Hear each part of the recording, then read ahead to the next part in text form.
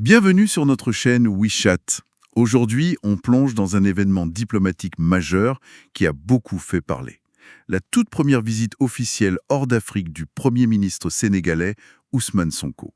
C'était en Chine, fin juin 2025. Oui, un déplacement vraiment symbolique, surtout qu'il coïncidait avec le Forum économique mondial d'été, le fameux Davos d'été, qui se tenait justement là-bas, en Chine. Exactement. Alors, notre objectif aujourd'hui, c'est de décortiquer un peu tout ça.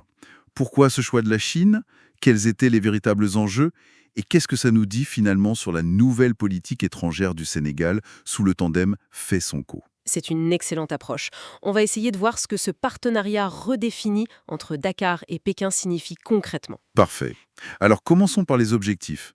Qu'est-ce que le Sénégal cherchait à atteindre avec cette visite stratégique? Eh bien, le choix de Pékin comme première destination hors du continent, c'est loin d'être anodin, comme vous l'avez dit. Ça envoie plusieurs messages forts.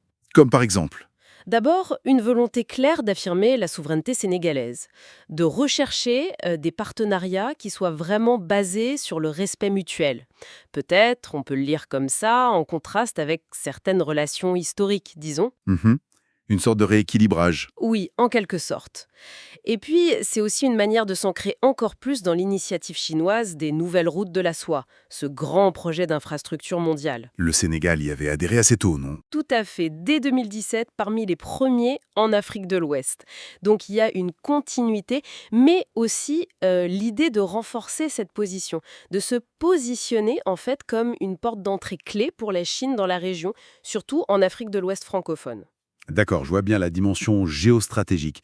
Mais plus concrètement, sur le plan bilatéral, quels étaient les buts affichés? J'imagine qu'il y avait une volonté de renforcer les liens. Absolument. Plusieurs objectifs très clairs. D'abord, consolider ce qu'on appelle la coopération sud-sud, c'est-à-dire entre pays en développement. C'est un axe fort de leur discours. Logique. Et ensuite, Ensuite, et c'est crucial, attirer des investissements chinois. Ils sont vus comme essentiels pour financer la vision Sénégal 2050. ah oui, ce grand plan de développement à long terme. Exactement. Un plan très ambitieux pour transformer l'économie sénégalaise. Et pour ça, il faut des fonds. Donc la Chine est vue comme un partenaire financier potentiel majeur. Ça rejoint aussi la volonté de diversifier les partenaires. Moins dépendre des bailleurs de fonds traditionnels, c'est ça, hein? Précisément, diversifier les sources de financement, les partenaires économiques, et enfin, affirmer le rôle du Sénégal comme un hub régional, un carrefour en Afrique de l'Ouest. Très clair.